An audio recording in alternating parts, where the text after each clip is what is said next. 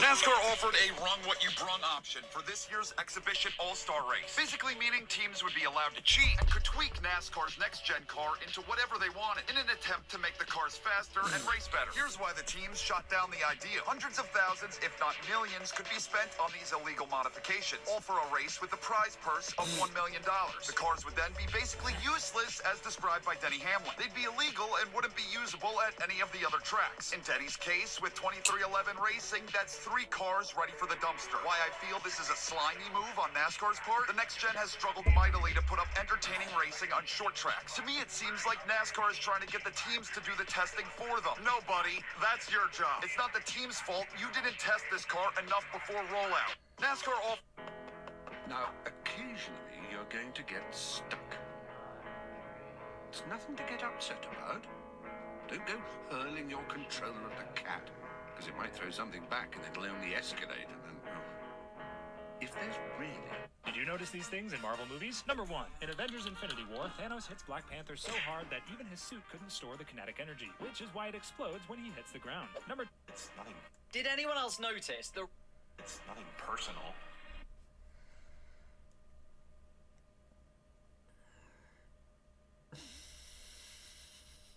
What the fuck?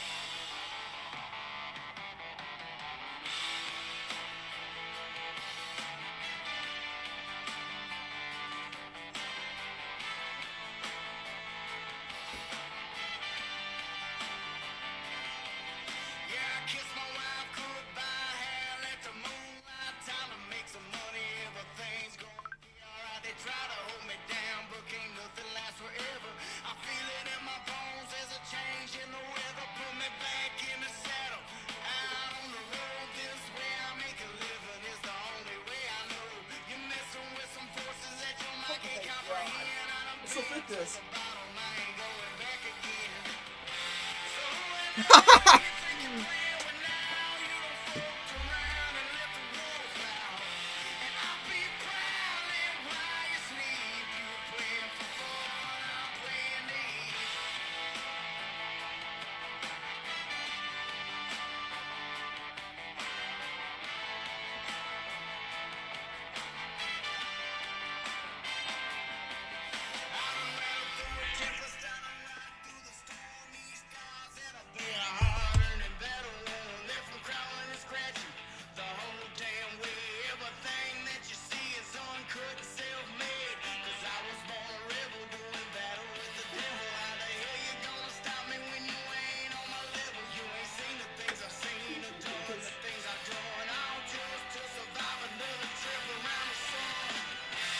Alright, fuck it. This is cool. This is O'Brien Brown driver's suit, I think. I don't know what it is. But they don't make driver suits like this anymore.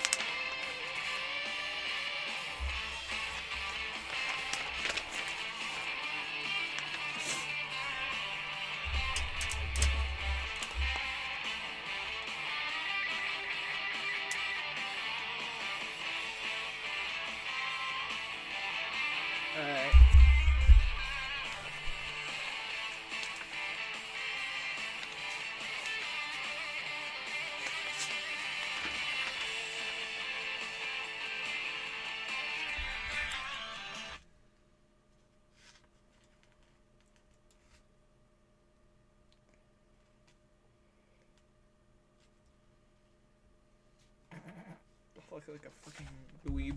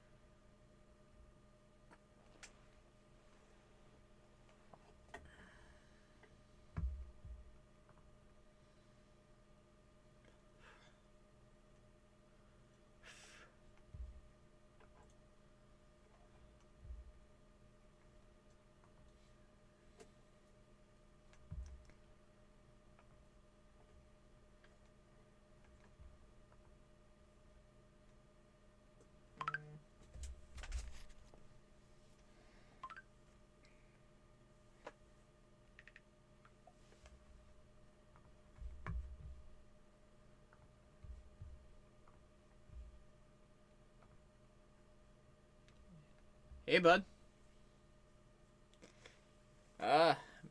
Good. Really good. How about yourself?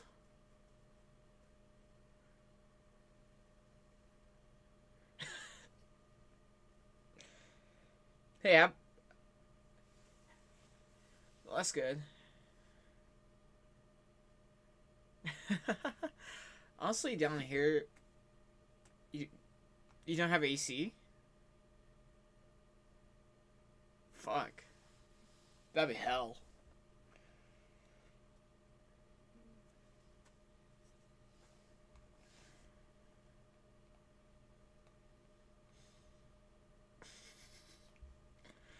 Man, wow. That's that's rough. Wow. That is rough. Yeah. I guess today it was just a calm day for me, I guess. I was watching the sky, making sure it didn't rain today, and I'm glad it didn't. So I'm kind of happy about that. But besides that, it's just been kind of getting back to normal after last week. Alright. I just want to see this real quick. Is there any way I could record? Yeah. Oh shit, I forgot about that. Let me. Okay. So basically, I got like a bunch of topics to talk about. I think the first one is about JFK Junior's, or actually no, RFK Junior's autism speech he did like I think a couple weeks ago. It Yeah, I'll explain a little bit that. I mean, I really don't have an opinion on that, but might as well mention it.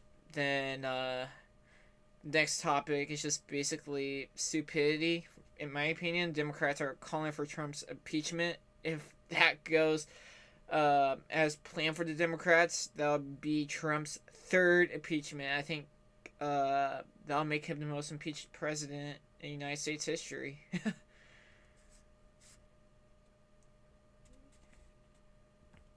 Well, damn, he'll be.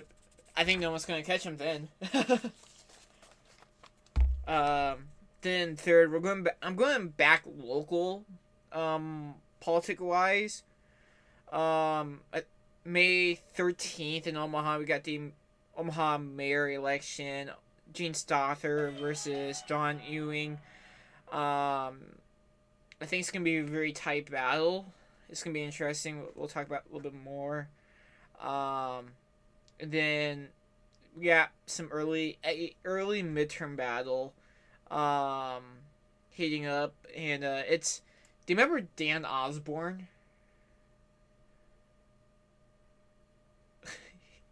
Dan Osborne versus Pete Ricketts for I think Senate. Let me double check that real quick. Yeah, let me double check.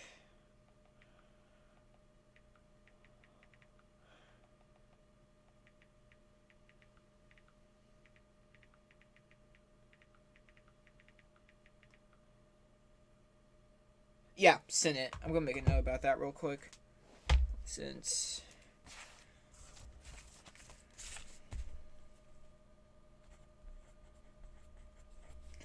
and then after that, just basically NFL. Talking about like Saunders brothers, and then like basically a little bit of the draft. I think for my notes, I have like talking about Browns on 2 bullet points, and then talking about basically Saquon golfing with Trump, and then like some Eagles players not going to the White House, meeting with Trump, basically. And then the final subject of this podcast, and probably the longest, is probably going to be racing, for obvious reasons. I got like, let's see here, at least almost 10 bullet points of racing topics to talk about. But yeah, should be interesting.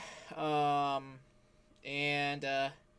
also, I'm going to start a new, like, at the end of the show, I'm going to post or not post, but like I'm gonna print out a post of a stupid comment from X, from basically either the political left or the political right. I mean, I know I'm a Republican, really like far right wing Republican, but as long as they're stupid, I'm gonna basically show it on camera and say, here is the idiot of the week, basically, or idiot of the episode. So, yeah. But I got a stream going. It's been going 18 minutes. We got one person in the lobby, looks like it. Then we're gonna be recording as well, and posting it on iHeart and other podcast platforms. So should be interesting. Should be fun. I mean, if you want to cuss, you can cuss. I mean, I really don't care. I'm not trying to cuss. Just because I kind of want to keep my profile not like a cussing podcaster, but kind of like a person, like a podcaster that probably uses like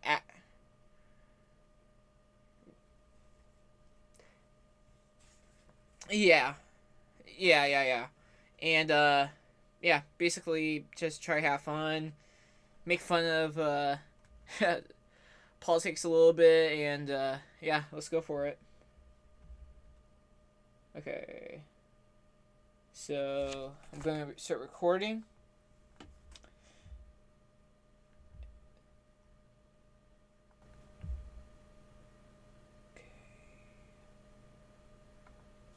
Alright, we're live. Hey everyone, welcome back to the Kraig Curtis show. I'm Kraig Curtis, obviously. I'm here with Austin Saunders. How's it going, Austin? That is good. You know, real quick before we get into our topics today, how about the weather in Nebraska, man?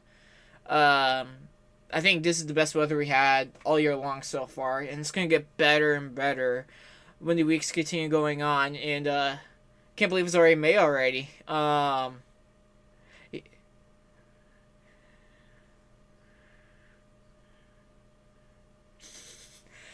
Yeah, it's gonna be a very interesting summer for sure. On what's going on with the politics of the country, but also what's going on with sports. And we're gonna bring you all of that today. So let's get started here real quick. So I think a couple weeks ago, I think April, like I think second week of April on Monday, I believe. RFK Jr., HHS leader, basically said in a press conference that he is gonna basically try to find a leading cause of autism, which really I don't have really opinion on that because I'm not autistic, but Austin is, and there's a lot of autistic people who are actually involved with politics. Elon Musk, probably one of the richest, smartest men alive, is autistic. So if anyone didn't know that, that is a fact. And real quick, before I let Austin talk, I have a Rosie O'Donnell. You know who Rosie O'Donnell is, right? She is, so real quick, I'm going off topic real quick. After Trump won the election in 2024, she moved to Ireland, and now Ireland is thinking about getting a conservative prime minister. So that's going to be interesting for Rosie. I really don't feel bad for her, but her comments on RFK Jr.'s statement was about dehumanizing remarks about autistic people, and that's what I found, and that's according to CNN. So they don't really give me a lot of sources on that. So real quick, I'm gonna give the mic to Austin. Austin, what is your thoughts on RFK Junior's comment, and how do you reflect on that?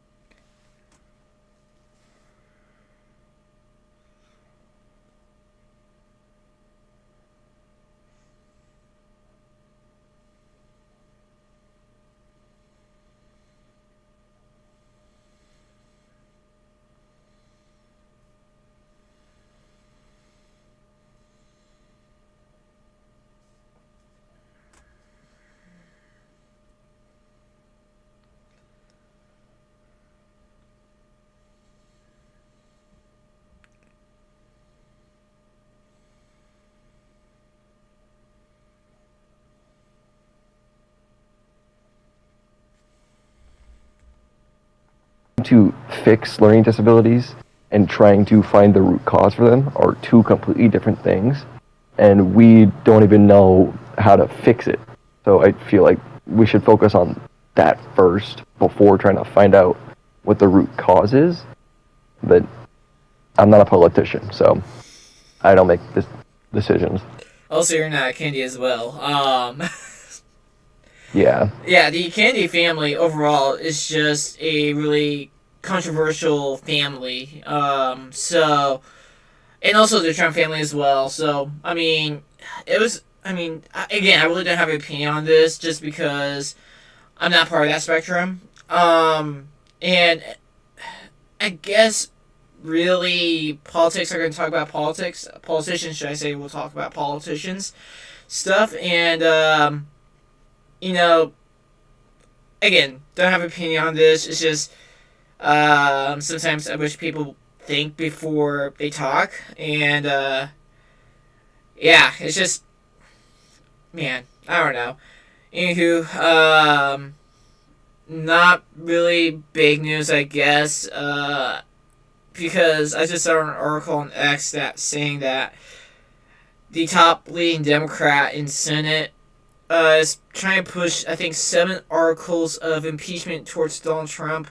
It's not getting the support he does. I mean, this really doesn't make sense at this timing for the Democrats are calling for Trump's impeachment. I mean, come on. I mean, yeah, the tariffs were a little rough on American society, economy, should I say, and I mean,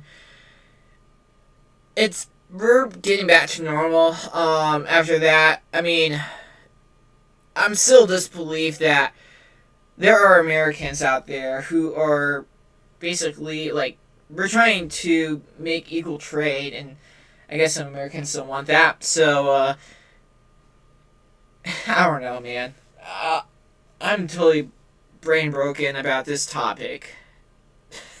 Yeah, I honestly have not been looking at the news very much recently, so my brain is just like fried in general because of finals week. I've been working on that in college, but as far as I know, I'm just like my brain is cooked. I totally understand.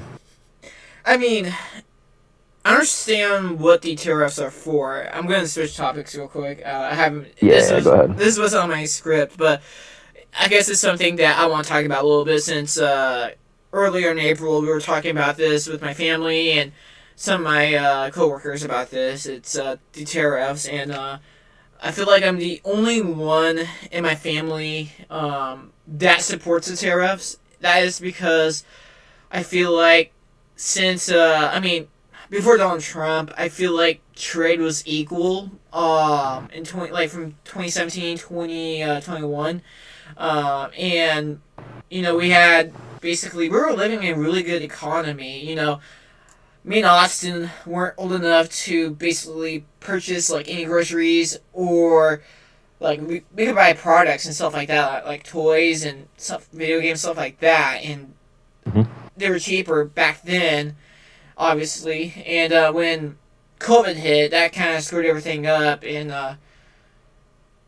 Joe Biden took it in, and he basically cut his policies were really, really bad, and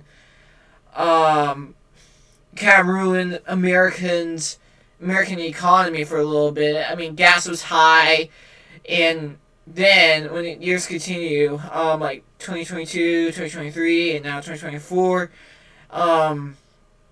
basically he just kept getting worse. And then I think early or mid-summer of last year, the bird flu came in, and that's when egg prices exploded, because if a chicken got bird flu, they had to kill the whole flock. So that are like understandably prices went high, and but Joe Biden and Kamala Harris and the Democrat and his whole administration didn't do anything. And then we fast forward to I believe February, and the Democrats are blaming Trump for the egg prices, which is kind of baffling. They never. So, Yeah, go ahead. so I have a theory for that. So, Mhm. when Joe Biden and Kamala Harris were in office, gas prices were still high. Like, I think it was $2.80. And then on their final year, like on their final term, the gas prices dropped. I think the lowest I saw was like $2.30, 2-3. almost at $2. It- And then That sounds after right. the term was up, then Trump came in, and the prices went back up again, which I'm thinking is because of the Democratic Party raising the prices, trying to get news all over it, saying that because Trump is back in office, the prices are going back up again, and which is also not true now, because the gas station just down the street just gave me gas for $2.60 a gallon, and it was $3 literally 2 weeks ago. So I mean, Yeah, it's gonna be right now. We're having a awkward transition right now. Believe me, I mean, yeah, gas price. I filled up the Spark today. I'm a delivery driver full time. I'm not full time podcaster, not yet at least. And yeah, gas prices were like I think 2.62 today. yeah. And like a week ago they were like 2.399. So, yeah, obviously it's kind of a weird transition. It's I don't know. I'm going to compare the gas prices to the stock market sometimes. Sometimes they're up, sometimes they're down. I mean, Yeah, it's a very good way to put it, because there are times where gas prices shoot up and gas prices shoot down, and a lot of that just has to do with the supply and demand of gas. Like in Fremont, when we had a couple of big storms and our power went out, there was only one gas station open at a time, and so that gas station, their prices went up to like $3.50 a gallon. yeah. Because there was such a high demand. I had to drive all the way back to Omaha just so I can get like moderately good gas price. And I just decided to stay in Omaha until the power went back on. Yeah. Like it's just sometimes things happen. Sometimes the price of gas is just higher than normal, whatever. I don't think that gas prices are entirely controlled by the government. I just think that the news tries to sway it in a certain way. Yeah, the news and Yeah, go ahead. and some politicians like Chuck Schumer. So Yes. But I mean, again, like I said earlier, we're kind of in a awkward transition. We're basically trying to figure out where the country's going. I think this year is going to probably be the roughest year in the Trump economy in his 8 years. This is year number 5, and I think by the end of the year we're going to get back to pre-COVID economy, booming, cheap gas, cheap everything basically, and I think like, and I heard this on KFAB today. Shout out to KFAB, by the way. Trump is basically unbanning offshore oil drilling, which is a big, big win. Because that's more oil for us going back into our country and going into our cars. And American-made gas is going to be a lot more cheaper than going overseas and getting the same product. And Yeah, because gas is not like like Chinese products. Like if there's a product made in China, it's probably gonna be cheaper. But when it comes to gas, having something that's close by is a lot easier, both for maneuvering and also just to make, since it's having something just close by. It just makes everything a lot smoother. It makes everything just flow nice. yeah, and I'm gonna really bash Joe Biden, Kamala Harris for this. This event happened, I think in 2022. They shut down the Keystone Pipeline, and Trump reopened it this year. But they shut down the Keystone Pipeline, and it was like, I think, a pipeline running from Canada all the way down to the Dakotas, and I think it stopped at Michigan, I believe. I might be wrong, but I remember seeing a map of it, and I believe that is correct. Or actually, no, Keystone, Pennsylvania. I have no idea, honestly.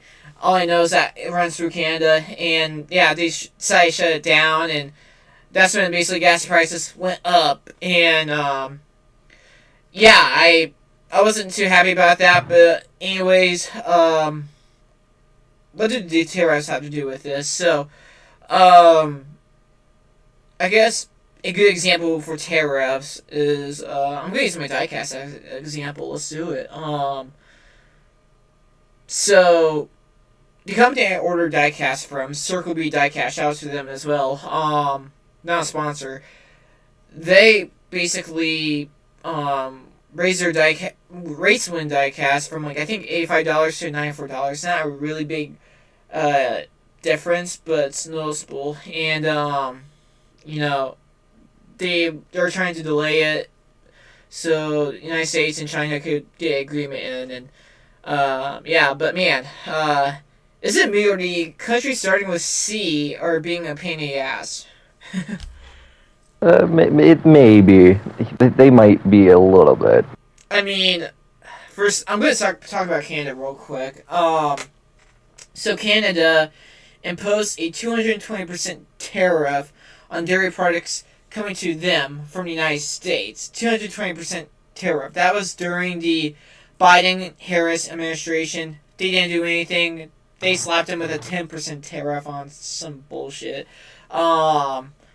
And then, when Trump came into office, he didn't match it, but he got close to it. And Canada, they retaliated. Why did they retaliate? Who knows? They did this to us first, and then a whole trade war against Canada and the United States, and then now we're in the trade war with China, and China's basically, like I heard, like I believe yesterday, China's economy is doing really bad right now, and that is shocking. China's economy is doing really bad with the terrorists from the United States. So basically, they're suffering more than we are. So hopefully, I think the Chinese president Xi Jinping, I believe that's his name, and Trump. Am I close? I think it's. I think the X is pronounced like a J. J. Like I think it's Jinping. Yeah, that Jinping, and and hopefully those who get an agreement, free trade. We want free trade, no tariffs. That's the thing. We don't want tariffs. We want free trade because that just makes things a whole lot cheaper. And so far, I think Trump has multiple countries coming over to hear talking about the tariffs and either removing them or decreasing the tariff, which is good news for the United States and for the whole world. So, praying for basically good news coming out of the tariff situation. I think Liberation Day might be the best day in current American history. So, let's hope about that. And I guess let's move on to a little bit more local area. I think for me, and is just 30 miles down the road, and Austin's basically second home for now. As of right now, yeah. Yeah. The Omaha mayor race. Gene Stother, Republican. She is the current mayor of Omaha. And John Ewing, he was, I believe, the treasurer, Democrat. And I guess really, heading to this election, which is May 13th, there's I think 12 more days till election day. So if you're in Omaha, go vote. Every vote matters. And I guess really I've been paying attention to this because Omaha's kind of like a first or actually second home to me because it's the second city I moved into. And I guess when I moved out of it in 2022, and then like I keep coming back in, there's always new stuff, new buildings, new businesses coming into Omaha. Example is 30 Hop, not sponsor, shout out to them, really good food, and they're a Des Moines area restaurant, and they went into Omaha and they're booming there. There's a lot of good business. They have good business there, and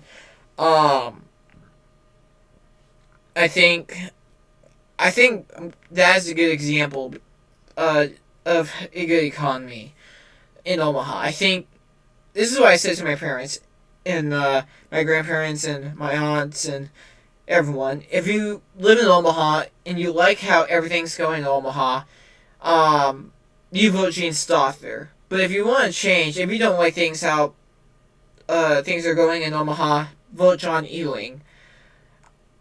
I live in Fremont. I cannot vote for the mayor of Omaha. If I did, I endorse Gene Stother as mayor of Omaha. She is a true leader, and I mean, there's really nothing to say anymore. I mean, just look at around Omaha. Yeah, there's some areas you can complain about the streets. That'll be another topic later. And there's some other issues, but besides that, I mean, the economy in Omaha is just booming. I mean, you agree with Austin? I'd say so, and I know you said you'll get to the streets in a little bit because I do have a couple like gripes about that, but aside from that, yeah, Omaha is doing moderately fine. There's still like some things here and there that could be changed, but as far as I'm aware, it's mostly okay. Yeah, and you know, again, I support Gene Stother. I think John Ewing, I mean, I believe he's a good guy, but I just don't think he is up for the challenge of Mayor Omaha because I guess I'm looking at like basically everything that's happening in Omaha year round. And these special events with that, like College World Series, the Big Ten tournament for baseball, and there's other sports tournaments as well here in Omaha. And the question is, like, can John Ewing basically develop more like businesses to come here and start like their business here and operate them and be successful under John Ewing, a Democrat leader? And it's gonna be interesting. It's gonna be very interesting. Again, May 13th. Go out and vote if you're in Omaha. Every vote counts. It's very important you vote, to say the least. And I guess this kind of relates to the race, the street. So, now, to be honest with you, streets really don't matter to me. I mean, here's the thing. Yeah, I understand that potholes and bumps could cause damage to the car. I mean, shocks and basically some parts of the chassis could get messed up here and there in around spots of the street. But I mean, in Fremont, I mean, streets aren't perfect, but I'm not complaining at all because I guess I learned like this way. I mean, yeah, you hurt if you damage your car in the street, get it repaired, get back in the street. I mean, simple as that. I mean, yeah, it costs money, but I mean, yeah, I mean, I'm gonna let Austin talk about this more. But yeah, for me, they're not really a big concern. So go ahead, Austin. So, aside from my car getting damaged from a pothole, as in, Craig, do you know what a steering knuckle is? I don't. So it is this big, like, quarter-inch thick piece of metal that helps all of your suspension together. I hit a pothole, and my steering knuckle cracked in half. Shit. I believe I told you about this a little bit ago. However, I talked to a couple people in the local government, like saying, "Hey, this happened on this street. I know I can tell you exactly where it is. How can we fix this pothole?" And they go, "Okay. Well, thank you for giving us that information. We'll get back to you in about a week, and if it's not fixed by then, give me another call." It wasn't fixed, so I gave him another call. And this same cycle went on for like a month straight before I just simply decided that it wasn't just worth it. And the procedures for fixing potholes and for fixing the roads and for putting roundabouts in places that don't need roundabouts is like some of the worst that I've seen in a long time.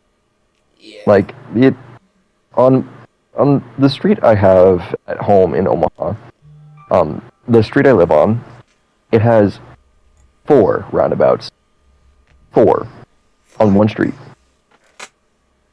4? Which, yes, it starts from school. You keep taking the road down. You cross an intersection, and then it go into our neighborhood, and that's got one. You go another one that goes in the same neighborhood. Then you have another one that goes into a different neighborhood. Like it's there's so many steps, and it seems like there's no real reason for it. Like there's no point to having 4, 5, 6 roundabouts in a row if you can't even afford to. So I guess what we're trying to say is, or what I'm trying to say is, you can afford to put roundabouts on roads that don't need roundabouts, yet you can't afford to put asphalt into concrete to fix a pothole. Like that just seems. I don't know if that's just like way above my pay grade, but that seems to, at least. Yeah. Like the money's just going to the wrong places. Yeah. I mean, see, I was driving in Omaha, I think a couple days ago. I believe it was yesterday, actually. And I believe I went through, I think, 3 roundabouts, and it's just bad. And I mean, honestly, I really don't care for roundabouts. It's just another way. It's just another version of a stop sign, but I think it feels like a faster version of it, depending on the day. But I mean, yeah, having 4 of those, not repairing a pothole is just that's uncalled for, and yeah, that's something our government needs to do better. But yeah, so again, May 13th, if you want to vote, go vote in Omaha, Nebraska. So yeah, hoping Jean Stother wins her third term, and continues to develop Omaha into a good city. Fun fact, real quick, Austin. Did you know Omaha was voted, I believe, the #1 city in the United States of America? When was that? I did not hear about that. I believe it, like, they said on KFAB, like, I think on Monday, I believe. No, not Monday. I think Tuesday. Just, like, either of those days. But I didn't know what the vote was, but, yeah. Omaha's #1 city in the United States. So, very happy I also about heard from a similar source. It was a news article that said Omaha drivers among the lowest ranked drivers in the country, which I found an odd comparison to have terrible drivers yet a good city. So I don't know. Yeah, we got our drivers they suck, and yeah. So we're gonna keep things local here. We're gonna talk about a early midterm battle. Dan Osborne, working man, the working man, versus Pete Ricketts, who's not a working man. I mean, I think Dan Osborne is just a meme at this point. I really do believe Dan Osborne is a meme. I mean,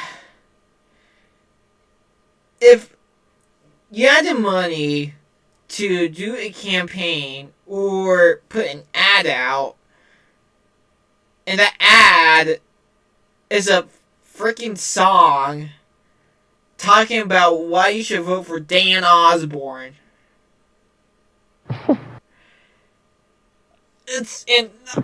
And the thing is, that song was bad. It was the worst political song I've ever heard.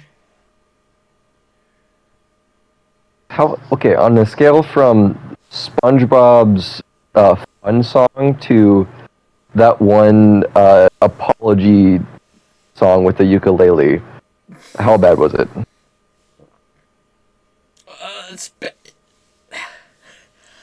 It's worse than all of them. Okay, good to know. It's like the Flint and Steel "I Am Steve" song. You heard of that one before? Yes, I have. It's worse. Flint and Steel, chicken jockey, I am Steve. That one? Is that what you're talking about? Yeah. That one. That one. And yeah, it's bad. And after the election, I was trying to look it up, trying to find a song like that song, and I couldn't find it. And I'm like, why? Like, I just want to listen to this song one more time. It's a meme. Dan Osborne ran against Deb Fisher for Senate, lost, and now it's going to basically move out more west of Nebraska to face off against Pete Ricketts, a former governor of Nebraska. Interesting choice. I mean, I'm gonna make fun of this segment. I'm gonna make fun of Dan Osborne. I mean, the working man, independent, and basically Trump basically claims that he is like Bernie Sanders, a Bernie Sanders Democrat, which is a very bad Democrat. Communism and all of that. We don't have communism in the country, so go vote Pete Ricketts in the midterms. I am. If Dan Osborne wins, I'll be surprised. I don't see Dan beating Pete in the first place. Again, I think Dan's a meme. I think Dan Osborne is a meme. It reminds me of that one election that Kanye West is.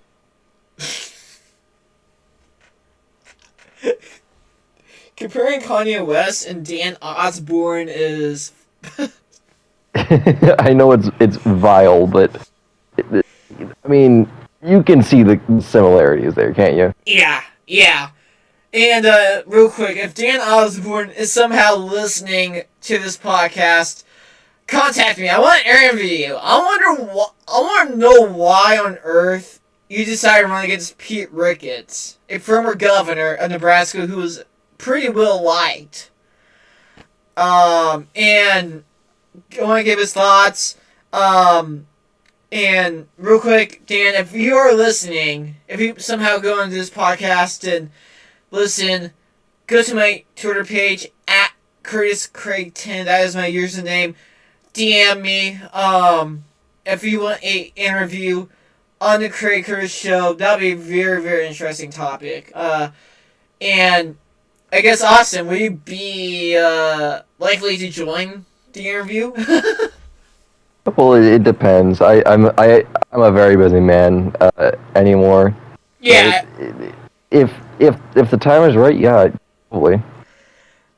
But yeah, it's gonna be interesting. I really want to start interviewing like like senators, congressmen, governors, mayors, and not the president. Like, I think that'll be too spotlighty. I just want to kind of keep it low or for now. But I mean, if you're a congressman from any state, Republican or Democrat, and you want to get some more light on you before the midterms come, just contact me at Curtis Kraig 10 on X, and I'll get back to you as soon as possible.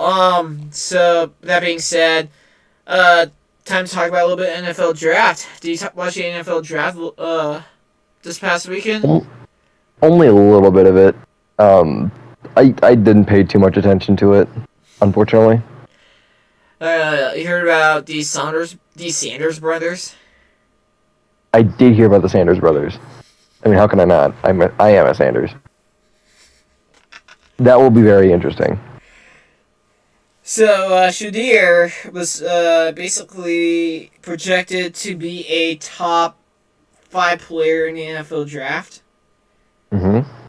He got picked 144th, which is, I think, round 5, pick 6. He goes to Cleveland. And the thing is with this pick is that Shadir might be the starter week 1 with the Browns. Imagine that, heading into the season, that Shadir Sanders is your QB1. That'd be like saying Owen Larson is going to be driving the HydroCars.com number 5 car in 2050. And yeah, I'm comparing that because Owen Larson is basically the kid of Kyle Larson. So, yeah, it's interesting. It's very, very interesting. I guess a lot of fans didn't feel bad for him. Multiple prank calls. I did feel bad for him just because at the end of the day, it's another kid just basically waiting, and you knew he was going to be a top 5 pick, and just waiting, I think, a whole 3 days, and then being a 5th rounder pick, and knowing that you finally been drafted. I feel like, I don't want to know what that emotion was, but I do want to feel what that emotion is when you finally get picked in the NFL draft. I'm not going to experience it. Austin's not going to experience it, but I wonder what it felt like for him and his family, especially Dion. His brother actually fired his dad as an agent, signed an actual agent, and he signed a 1-year deal with the Tampa Bay Buccaneers, so that should be interesting. And, yeah, I mean, it should be interesting. It'll be very interesting. Yeah. And then, I guess flipping over the page now, really, the draft went normal. Cam Ward, first overall pick. Travis Hunter, number 2. I don't remember who number 3 was. And, but then, it kind of died down. We went to undrafted free agents, and money came around. And over the weekend, Saquon Barkley, running back for the Eagles, was golfing with Trump.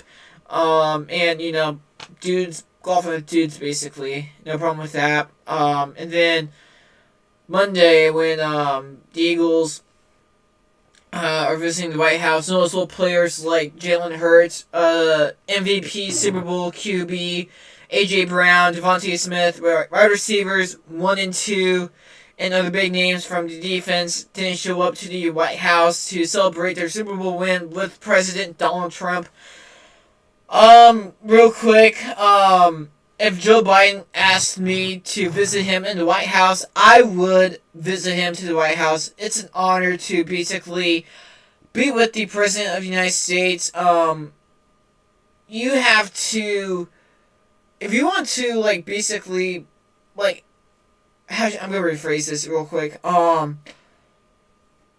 If you really want to basically meet a president, you really, like, and you really disagree with him, political views, turn down the political views for a little bit, meet the President of the United States. I think it's sad not seeing Hertz, Brown, Smith, and other big names not go to the White House.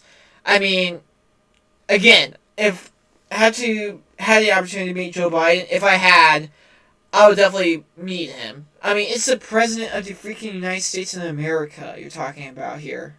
And I bash Joe Biden more than anyone else, I feel like. And I would meet him. This is true. He does it every podcast. Yeah, and, like, it's the President of the United States. I don't care what you think. You need to at least show some respect to whoever's president. Either it's Trump, Biden, Obama, the Bushes, the Clintons, the Kennedys, whoever it may be. If you get an invite, you better take it. I mean, it's a golden opportunity to basically be in the Oval Office talking to the President of the United States, the Commander-in-Chief. You agree, Austin? I do. Yeah. I'm very disappointed with these players. They should be ashamed of themselves for not meeting the President of the United States of America. Because I feel like their political views are stronger than life itself, which is not good. Not good at all to the view. And hopefully, if the Eagles win, again in the Super Bowl, I hope not. Go Rams, go Chiefs. They do it this time. And yeah, I mean, that's all I gotta talk about. And the sports. And let's go down to my alley now, and probably yours too, Austin. Racing. I don't watch as much racing as I do video games, but I mean, hey, we all got our strengths, but I'm ready to hear what you are gonna say. Yeah. So, I guess first off, I'm gonna be reading his news. So real quick, Rico Abreu is undefeated at Knoxville so far. He is the first driver to go back-to-back at Knoxville this year, winning with the toughest field so far at Knoxville this year, the World of NOS Energy Drink Sprint Car Series Saturday night, winning that race. And then 1 week later, for a weekly show, winning that as well, flag to flag. I think he's number one pick for the Knoxville Nationals early on, and he'll be back in Knoxville in a month, so should be interesting keeping an eye on him. And then on X, on I think Tuesday night, Austin doesn't know about this yet. Jacob Allen versus Danny Dietrich on a wing pan. So real quick, I'm going to hold up a photo for the stream so everyone can see. For anyone who's basically listening to the podcast in their car or basically on their phone, search up Danny Dietrich versus Jacob Allen. It's a very interesting topic. And here it is. So not a very good photo of it, but there are two lines right here, basically damping the middle of the wing down. So I guess Jacob Allen's retired, and he had a new driver in. That driver won with that wing, and Danny Dietrich said, "Hey, that's cheating." And then Jacob Allen basically went on X and said, "Hey, here's you, and this is Danny Dietrich with that same exact wing design." So, any thoughts on this? Not really. It's a PA Posse versus PA Posse out there.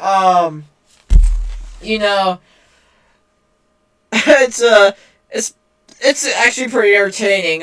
When Danny Dietrich gets fired up, you need to keep an eye on him. I love Danny Dietrich. He's a great sprint car driver, great human being. And ironically, a couple weeks ago, the 1A, Jacob Allen's former car crashed at Williams Grove, and there was a little bit of fire, and Danny Dietrich went out of his car and helped that driver out of the car. So that's kind of funny that Danny's like, hey, I helped you, but now I'm going to bash you because I think I caught you cheating. Well, Danny Dietrich also did it. So, it's kind of interesting there. And then we're going to talk about a little bit of some stuff. Outlaws are tackling Eldora. And real quick, Gravel leads points by 72 points over Shu Hermosillo. Those are really the top three in the World of Outlaws this season. And it's going to be very interesting heading into May and June and July and August. Basically the toughest grind of the year for sprint car racing in total. Either your high limit or World of Outlaw.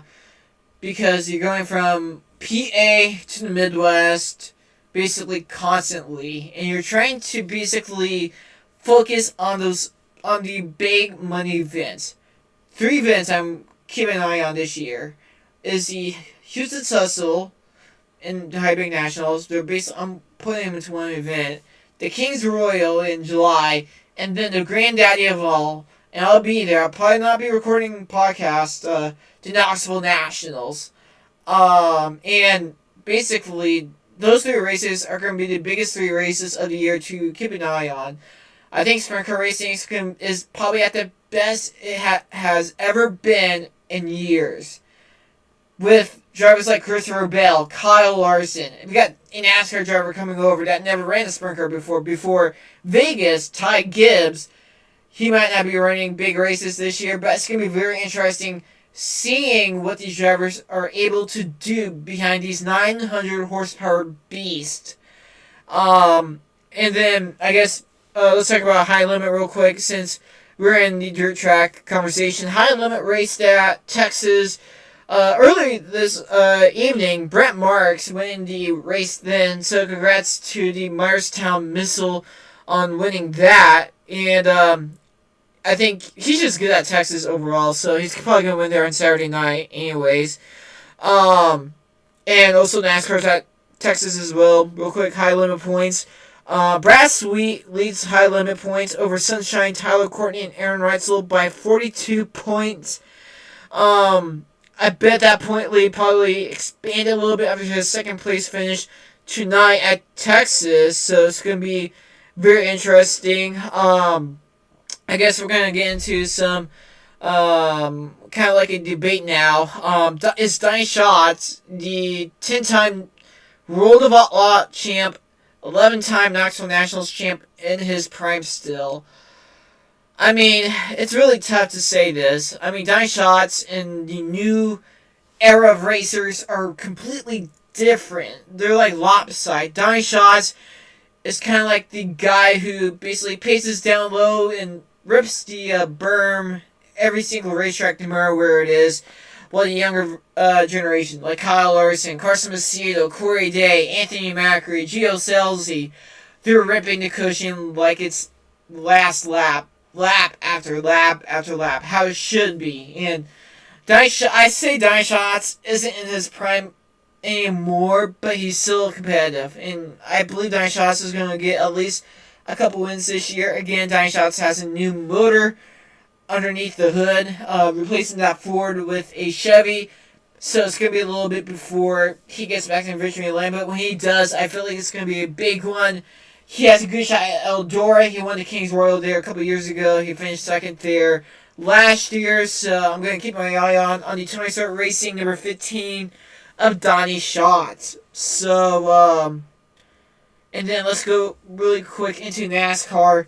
NASCAR is at Texas as well with High Limit. Texas is a very boring track. Basically, the banking is high in turns 1 and 2. Actually, yeah, high in 2, 3, and 4. They leave it the same. But the track didn't age at all. So basically, it's just single file racing at high speeds. And it's kind of boring, not gonna lie. And real quick in NASCAR, William Byron is leading the points over Kyle Larson by 56 points. So Byron's basically controlling the field and being consistent, which really doesn't matter in NASCAR anyways. And then last week at Dega, Priest and Logano got disqualified for illegal cars. So we're going to keep an eye on those two drivers. I think they really didn't lose any points off of that. And then I guess I'm going to bring back Austin for this one.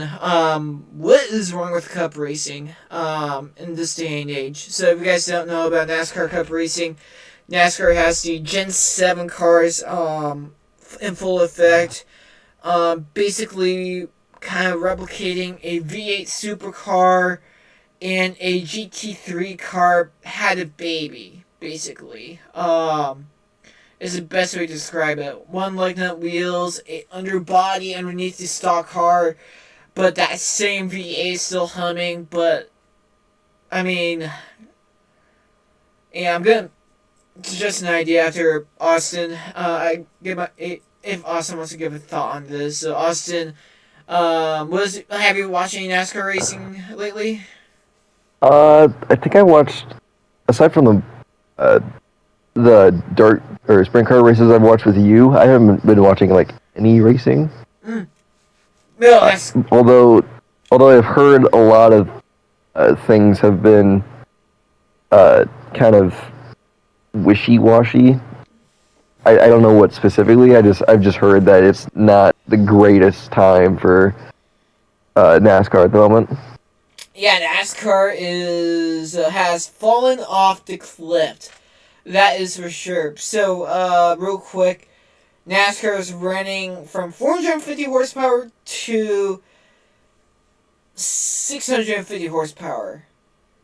Think about that real quick. You got guys who basically are driving souped-up go-karts with wings up top, 900 horsepower on dirt. 900! 900! Jesus. And they can do it just fine. Well, the big boys at NASCAR can't? I mean, in 2019, when they introduced the reducing horsepower of these Cup cars, that's when NASCAR has officially died. And, it's baffling still that NASCAR hasn't learned their lesson about high horsepower racing. I think the only thing that I could see NASCAR like saying it would be a good addition is to make it either more balanced or safer. But the entire point of racing is to be it is the whole. Yeah. And I think they have lowered the horsepower so that the crashes aren't as brutal, so that when people are bumping into each other and taking out each other's bumper, literally just slamming into each other, that way it's not as catastrophic. I think that's what they're trying to go for, but I mean, even still, the entire point of to have this big engine that goes really, really stupid fast. That's the entire point. Yeah, and real quick, the next-gen car has had more concussions caused than the previous Gen 6 car. They sent Kurt Busch... That's just because of how they make this, the seats, the protocols for them are just stupid. They make them so tight that they give you whiplash. Kind of pushes you down. It's actually the back end of the car. It's too stiff. This is the back end. Yes, it was too stiff. And won't, in the Gen 6 car, when, let's just say you hit the wall very hard, the car was able to basically it's the driver, but absorb it to the wall and shoot back out. I'm trying to describe it the best way possible. Or crumble in, so the driver doesn't get. Yeah, the car should be designed to crumble. Yeah. But not to a point that it hits the. It's supposed to have a wiggle room. Mm-hmm. And so I'm assuming what you're telling me is that just the bodies are becoming too rigid, so that when they do hit the wall, it causes more force to the driver. Is that what you're trying to say? Yeah, basically. And the thing, Okay. and the stupid part of this is that it's NASCAR's running 650 horsepower engines, and they're still getting drivers hurt.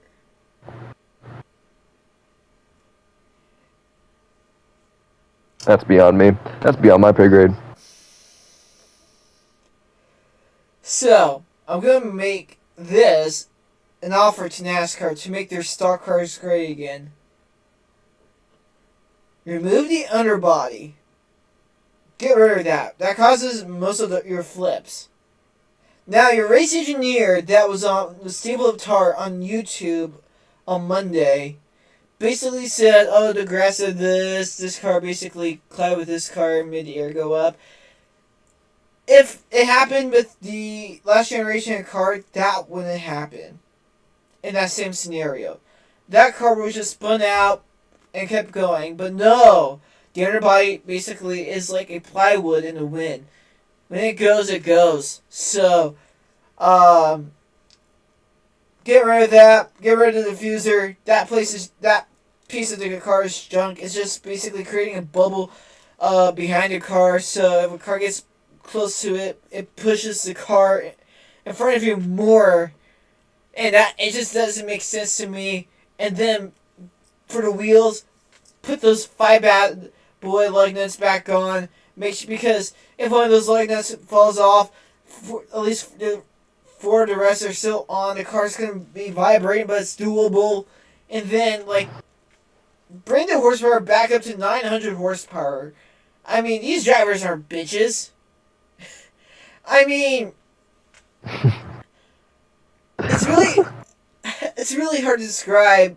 Like, when I go on iRacing, when I play iRacing and drive these NASCARs, it's like basically driving a semi truck on a dirt road. And it's bad. NASCAR's in the bad spot right now with these cars, and I'm blaming the car. I'm not blaming the track. The tracks could produce good racing week in, week out, but it's the cars that are ruining it, I think.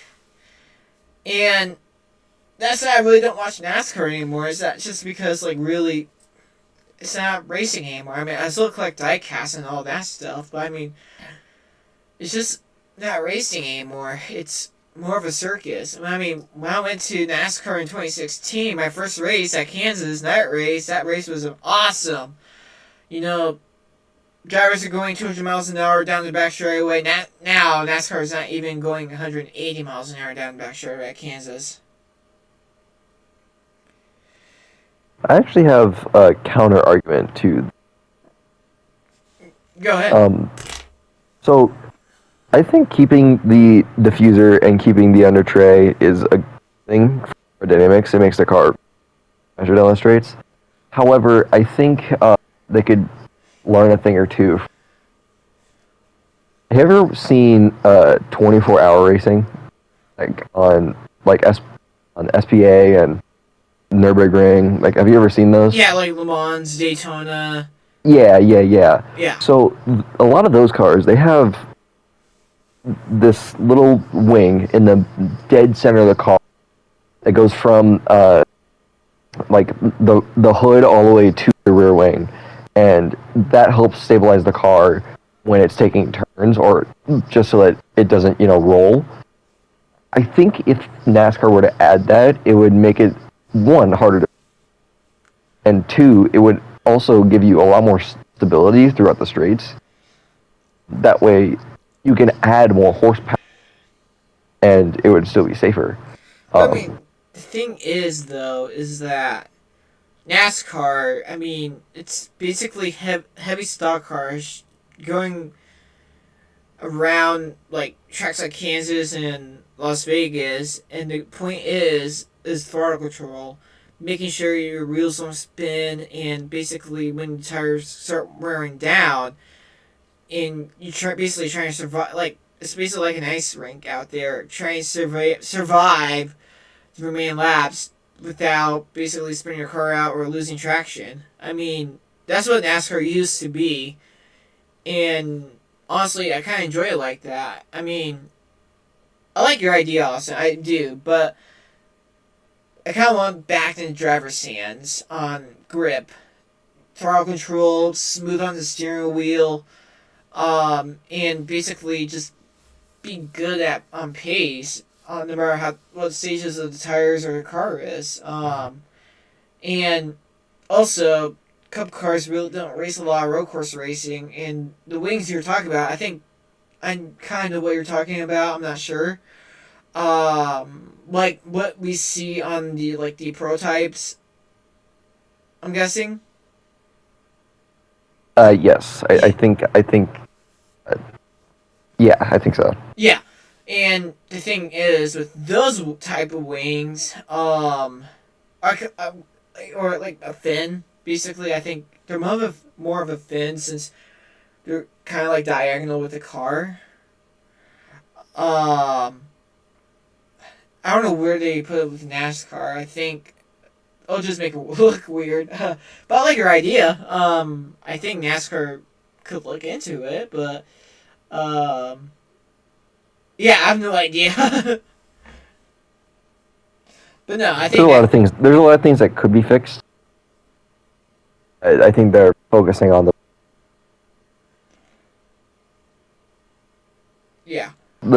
priorities are not in check.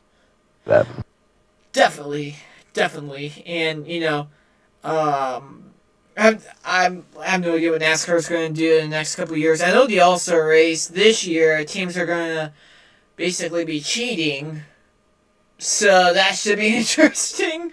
So the All-Star race, I don't know when that'll be on. I think that'll be on the weekend before Memorial Day weekend. So should be interesting. We're getting close to the end of the show here, and I'm gonna start a new kind of segment here.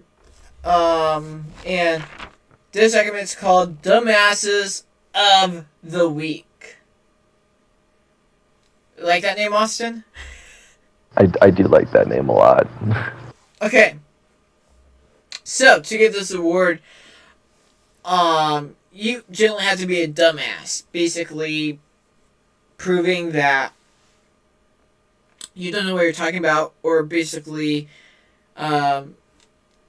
just say the word stupid and the whole definition, and basically, you win the Super Award. So, basically, for the first annual award goes to Spencer Hinkeman on X. And, basically, he is showing, basically, the JDP annals from Q1, and basically, he was saying jobs are down, GPT's down, which is false. I think jobs went up, a couple weeks ago, so that's a lie. And then, this comment right here, underneath is kind of like, disgusting, in my opinion. If you're still defending this, meaning Donald Trump, you're either a grifter or a victim of a cult. So, I guess, Austin, I'm part of a cult now, so,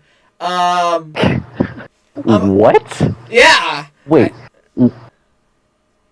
I guess I'm part of a cult. I guess me and a bunch of other MAGAs are part of a cult now, so, That is. Do you know what the definition of a cult? yeah, I know what a cult is. It's very bad. Yeah, like they like straight up kill people. Yeah, I know that, and I guess this dude is saying that that I'm a victim of a cult. So, and might as well, since I'm advocating for conservative policies, I'm part of the cult. So, and I'll share it here. This dude right here. You get Dumbass of the Week. So congratulations. Enjoy your dog shit, and it's gonna smell, that's for sure. So, yeah, we're gonna be doing that. Austin, if you find anything anywhere about that, just go ahead and share it to me. It should be interesting. But anyways, we're gonna wrap up the show here. Thank you guys so much for tuning in today. It was actually a fun episode, more fun than I was basically expecting it to be. So again, thank you guys so much. Thank you to that one viewer who is watching this on live. Hope you really enjoyed it. Subscribe to YouTube or Twitch on whatever platform you may be on. On iHeart, if you want to voice your opinion, go on the TalkBack app. I'll give you an example on my phone real quick. So, I'm going to explain the new iHeartRadio app real quick. They're not sponsored, not anything, but it is a very cool app. So, on your screen right now is the iHeartRadio app. So, you could, like a regular radio, you can have presets. So, I'll show you a couple of my presets I have right now, which is KFAB 1110, best radio station ever. I'm totally biased about that. But then, you got, like, the Cap, like, Omaha radio stations. Really good radio stations. But then, like, if you find a podcast that you like Clay and Travis and Buck Sexton Show, you really disagree with one of their, policies. See here. I'm gonna see. I guess I'm trying to figure this out, how to work this. Got an ad going on right now. We don't care about that, but it should be a little red button shape of a mic. If you press it, basically it'll record your voice, and the producers and probably talk hosts will hear it over, and they'll listen to it no matter what part of the day it is. And if it's special enough or stupid enough, they'll play it on the radio. So I'm gonna basically let this ad go, and see here. And I guess it's not showing. Oh, here it is. So this little red button right here on the iHeartRadio app is basically the button you should press if you want to talk back to anyone. It should be available on my podcast. So again, if you have anything to say, go ahead and hit that button, talk, and I'll listen to it, and I'll respond to whatever you say in the next episode. But in the meantime, hope you guys have a good weekend. I'm going camping this weekend. Should be nice weather outside during the weekend, and enjoy yourself. We're living a great period of American history at this point, and again, thank you guys so much for tuning in, and thank you for the one person watching this on stream. If you want to play this back again, go on iHeart, Spotify, whatever podcast platform you may be on. And thank you guys so much, and I'll see you guys next time. Where's my mouse at? Oh, it's not even.